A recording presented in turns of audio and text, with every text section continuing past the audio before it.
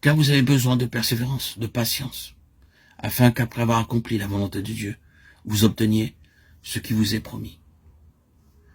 Hébreux 10, 36. Nous donc aussi, puisque nous sommes environnés d'une si grande nuée de témoins, courons avec persévérance, avec patience. Hébreux 12, 1. Ces trois choses sont réunies.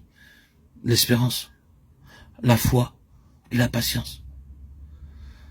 Très souvent, la foi a besoin d'un appui, l'appui de la foi et la patience.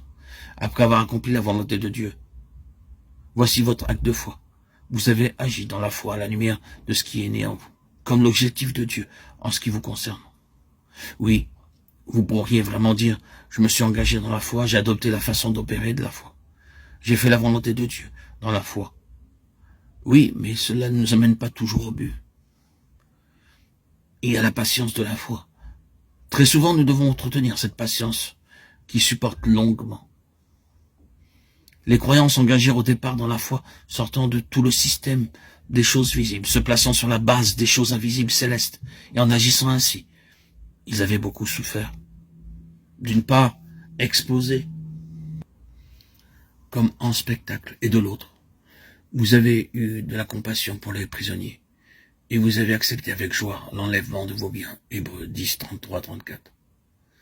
Donc, ils s'étaient engagés dans la foi, et ils avaient fait la volonté de Dieu. Mais après cela, une longue période s'était écoulée.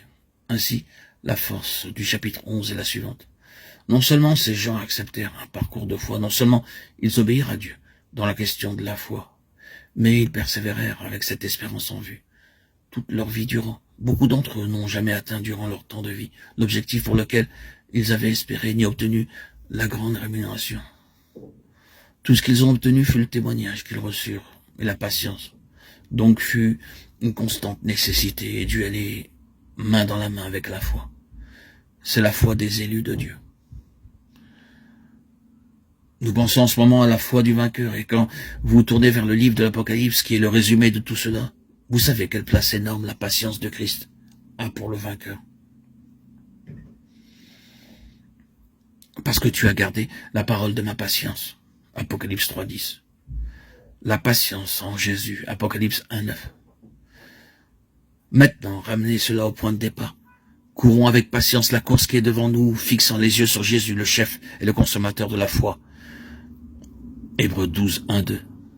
La foi et la patience sont données en exemple par le Seigneur Jésus, comme, dirons-nous, les vertus et les facteurs jumeaux de la victoire, lequel, à cause de la joie qui était devant lui, a enduré la croix, ayant méprisé la honte, et est assis, vainquant par la foi et la patience. Hébreux 12, 2.